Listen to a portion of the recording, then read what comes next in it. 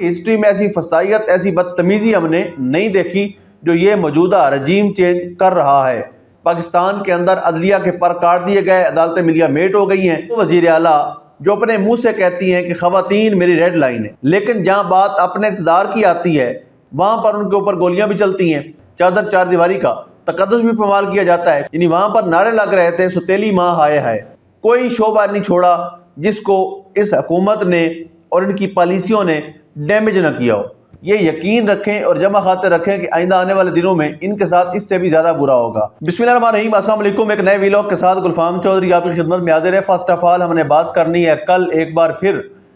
وفاقی حکومت کی طرف سے اور اڈیالہ جیل انتظامیہ کی طرف سے، خاص طور پر وفاقی حکومت اور پنجاب پولیس کی جو ایک بڑی بدماشی ہے جو ہمارے سامنے آئی ہے۔ یعنی جب منگل کو علیمہ خان صاحبہ اور ان کے ساتھ میں نے عمران خان صاحب سے ملاقات کرنے گئے تو ان کے ساتھ یقین دہانی کروائی گئی، وعدہ کیا گیا کہ آپ کو جمعرات کو ملوایا جائے گا، لیکن کل جب وہ پہنچے تو دوبارہ سے وہی ڈرامہ، کسی کو ناکے پہ روک لیا گیا ہے، کسی کو اڈیالہ جیل گیٹ پہ روک لیا گیا ہے۔ اور بے شرمی کی انتہا دیکھ لیں کہ جب خان صاحب کی بہنوں کو روکا گیا اور انہوں نے ایک جو پلازا زیر تعمیر تھا وہاں جا کر بیٹھے تو انہوں نے وہاں سے بھی نکال دیا ان کو، ہوٹل میں گئے تو ہوٹل بند کروا دیا گیا۔ یعنی پاکستان کی ہسٹری میں ایسی فسادیت، ایسی بدتمیزی ہم نے نہیں دیکھی جو یہ موجودہ رجیم چینج کر رہا ہے۔ موجودہ رجیم چینج آپریشن کے نتیجے میں آنے والی یہ فارم 47 کی حکومت جس طرح سے مشکلات کھڑی کر رہی ہے، یہ یقین رکھیں اور جمع خاطر رکھیں کہ آئندہ آنے والے دنوں میں ان کے ساتھ اس سے بھی زیادہ برا ہوگا۔ اب دوبارہ یہ بات بتاتا چلوں کہ جس طرح سے پہلے ان کو گرفتار کیا گیا تھا اور ایک پچھلی دفعہ ایک شادی ہال میں بند کیا گیا تھا اور اس دفعہ ایک ہوٹل میں بند کیا گیا اور اسی طرح سے پہلے کی طرح ایک ویرانے میں جا کر چھوڑ دیا گیا، لیکن اس بار اس چیز کو یقینی طور پر داد دینی پڑے گی اس بات کی کہ کارکنان نے گاڑیوں کا پیچھا کیا، تعاقب کیا، وہاں تک پہنچے جہاں ان کو لے جایا گیا تھا چکری انٹرچینج، اور وہاں سے آگے ہوٹل پر، اور ساتھ صاحبزادہ حامد رضا صاحب تھے، اپوزیشن لیڈر پنجاب اسمبلی میں جو احمد خان بچڑ صاحب ہیں وہ موجود تھے، عمر ایوب صاحب جو اپوزیشن لیڈر نیشنل اسمبلی کے اندر ہیں وہ موجود تھے، تو انہوں نے بھی علیمہ خان صاحبہ کے ساتھ وہ رہے، انہوں نے گرفتاری بھی دی اور اکٹھے ہی ان کو ریلیز بھی کیا گیا۔ لیکن میں پہلے بھی کہتا ہوں اکثر اپنے ویلاگ کے اندر کہ شریف خاندان اور ان کی یہ حکومت یہ جو گریں ہاتھوں سے لگا رہی ہے، کل کو یہی گریں آپ کو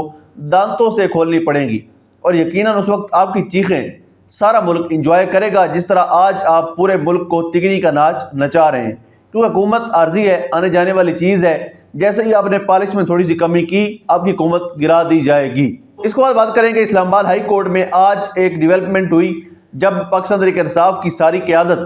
عمران خان صاحب کی بہنوں کے ساتھ مل کر اسلام آباد ہائی کورٹ پہنچے اور وہاں پر انہوں نے ڈوگر کورٹ میں جا کر چیف جسٹس جو عارضی بنے ہوئے ہیں اور یقینی طور پر یہی مستقل بھی کر دیے جائیں گے، ڈوگر صاحب سے ملنے کی کوشش کی، لیکن انہوں نے پہلے یہ عملے نے بتایا کہ چیف جسٹس صاحب موجود ہیں، لیکن جب انہوں نے بتایا کہ باہر جو علیمہ خان صاحبہ ہیں وہ سارے آ چکے ہیں ملاقات کے لیے، تو کہا گیا کہ وہ تو چلے گئے ہیں۔ یعنی آپ دیکھیں کہ عدالتوں کو اتنے خوبصورت طریقے سے مینج کیا ہوا ہے، مینج کرنے والوں نے، کہ چیف جسٹس کو اپنے دروازے پر آنے والے سائل سے ملاقات اور بات کرنے کی اجازت بھی نہیں دی جاتی۔ تو یہ حال ہو گیا ہے ہماری عدالتوں کا، اور بڑا انفارچونیٹ ہے پاکستان کے اندر عدلیہ کے پر کاٹ دیے گئے، عدالتیں ملیا میٹ ہو گئی ہیں، اور عدالت کی طرف سے کوئی بھی ریلیف ہمیں نظر نہیں آ رہا جو عمران خان صاحب کو یا عمران خان صاحب کی فیملی کو ملنے کے امکانات ہوں۔ بہرصورت پاکستان ہے، اس میں کب کہاں سے کیسے بازی پلٹ جائے کوئی اندازہ نہیں ہوتا، لیٹ سی کیا ہوتا ہے، لیکن عدلیہ کے ساتھ یہ مذاق ناقابل برداشت ہے اور ایک شرمناک حد تک ہے، اس کو بند ہونا چاہیے۔ اس کے بعد بات کریں گے لاہور میں جو ینگ ڈاکٹرز ہیں اور جو میڈیکل میں جابز کرنے والے لوگ ہیں، اسپتالوں کے اندر لوگوں کے لیے جو ہیلتھ ورکر کے طور پر خدمات سر انجام دیتے ہیں، جس طرح میں نے ریسنٹلی ایک دن پہلے کور بھی کیا تھا، ہال روڈ پر ان کا احتجاج جاری تھا پنجاب اسمبلی کے سامنے، جس کو کل 12 دن گزر گئے تھے، آج 13واں دن ہے۔ تو ان کے احتجاج پر جس طرح سے پنجاب حکومت نے، پنجاب پولیس نے، یعنی جب انہوں نے اسمبلی کے سامنے وہ بیٹھے ہوئے ہیں، ان سے کوئی حکومتی وزیر، کوئی مشیر بات کرنے کے لیے نہیں آ رہا، ان کے مطالبات سننے کے لیے نہیں آ رہا، تو مجبوراً انہوں نے وزیر اعلیٰ ہاؤس کی طرف مارچ کرنا چاہا جو وہاں سے 1 کلومیٹر کے ڈسٹینس پہ ہے، لیکن وہاں پر جانے سے پہلے पंजाब पुलिस की बड़ी नफरी पहुंची, उन्होंने वाटर कैनन का इस्तेमाल किया वहाँ जो उनके अंदर मर्द और ख़वातीन मौजूद थे उनके ऊपर, और उसमें केमिकल मिले हुए थे। यानी आप अंदाज़ा करें कि ये लोग अपने आर्जी इक़्तिदार को बचाने के लिए किस हद तक चले जाते हैं। यानी वो वज़ीर आला जो अपने मुंह से कहती हैं कि ख़वातीन मेरी रेड लाइन है, लेकिन जहाँ बात अपने इक़्तिदार की आती है,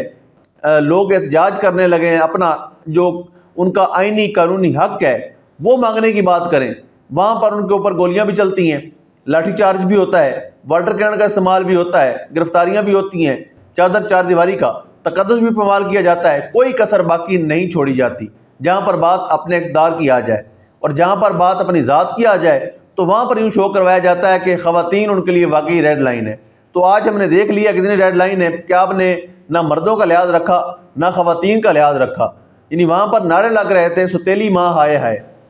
यानी वो खातून जो क्लेम करती है कि मैं पूरे पंजाब की माँ हूँ, वो माँ किस तरह से अपने ही बच्चों को निगलने पर लगी हुई है। ये मंजर पूरा पंजाब, पूरा पाकिस्तान, बल्कि पूरी दुनिया, क्योंकि सोशल मीडिया का दौर है, पूरी दुनिया के सामने है कि आपके पंजाब में असातिज़ा सड़कों पर हैं, किसान सड़कों पर हैं, डॉक्टर सड़कों पर हैं। यानी हर वो तबका जो हुकूमत की गोद में बैठकर हराम नहीं खाता बल्कि मेहनत कश है और मजदूरी करके अपना रिस्क चला रहा है निज़ाम, वो सड़कों पर नज़र आएगा आपको। यानी इन्होंने वो हशर कर दिया है, पूरे सारे के सारे जो डिपार्टमेंट हैं उनकी तबाही फेर दी हुई है। कोई शोबा नहीं छोड़ा जिसको इस हुकूमत ने और इनकी पॉलिसियों ने डैमेज ना किया हो। उसके बाद बात कर लेते हैं जो तजावज़ात के नाम पे ऑपरेशन हो रहा है। लक्ष्मी चौक वाली साइड से आगे निकल जाएं, अनारकली वाली साइड पे, उससे आगे अगर हम निकल जाएं रेलवे स्टेशन वाली साइड पे, तो जो तजावज़ात के नाम पे ऑपरेशन किया जा रहा है, अब उसकी तारीख अगर आप उठाकर देखें तो इन्हीं गरीब ताजरों को स्पेशली वहाँ पर यानी पैसे लेकर, लाखों रुपए लेकर वहाँ दुकानें बनवाई गई थी। लेकिन आज जब तजावज़ात हटाने की बात आती है तो वहाँ पर ऑपरेशन करके उन्हीं गरीबों को जिनसे लाखों रुपए वसूल करके वहाँ बिठाया गया था, उन्हीं की दुकानों को मिलिया मेट कर दिया गया। उन्हीं के साथ शदीद बदतमीज़ी और बदलिहाजी करती है जो LDA की इंतज़ामिया होती है।